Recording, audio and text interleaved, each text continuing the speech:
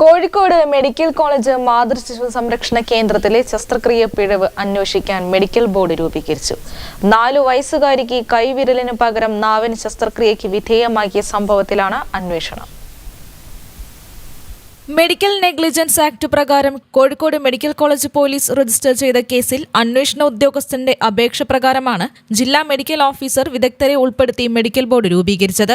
അവയവം മാറി ശസ്ത്രക്രിയയ്ക്ക് വിധേയമായ കുട്ടിയുടെ ചികിത്സയുമായി ബന്ധപ്പെട്ട രേഖകൾ, ഡ്യൂട്ടി രജിസ്റ്റർ, ശസ്ത്രക്രിയ നടത്തിയ ഡോക്ടർ, ഡ്യൂട്ടിയിലുണ്ടായിരുന്നവർ എന്നിവർ പോലീസിന് നൽകിയ മൊഴി തുടങ്ങിയവ അടുത്ത മാസം 1-ന് ചേരുന്ന മെഡിക്കൽ ബോർഡ് യോഗം പരിശോധിക്കും. കേസുമായി ബന്ധപ്പെട്ട് ഇതുവരെ ശേഖരിച്ച വിവരങ്ങളടങ്ങിയ റിപ്പോർട്ട് ജില്ലാ ആരോഗ്യവകുപ്പ് ഓഫീസർക്ക് അന്വേഷണ ഉദ്യോഗസ്ഥനായ മെഡിക്കൽ കോളേജ് ACP സമർപ്പിച്ചിരുന്നു. മെഡിക്കൽ ബോർഡ് കണ്ടെത്തലുകളുടെ അടിസ്ഥാനത്തിലായിരിക്കും പോലീസിന്റെ തുടർ നടപടികൾ. ചെറുവണ്ണൂർ സ്വദേശികളുടെ മകളായ 4 വയസ്സുകാരിയുടെ 6ാം വിരൽ മാറ്റുന്നതിന് പകരം രക്ഷിതാക്കൾ അറിയാതെ നാവിൽ ശസ്ത്രക്രിയ നടത്തിയെന്നാണ് കേസ്. എന്നാൽ തെറ്റു പറ്റിയിട്ടില്ലെന്നും കുട്ടിയുടെ നാവിൽ കെട്ടുകണ്ടപ്പോൾ അടിയന്തരമായി ശസ്ത്രക്രിയ ചെയ്തുമെന്നാണ് ഡോക്ടർ ബിജോൺ ജോൺസൺ പോലീസിന് നൽകിയ മൊഴി.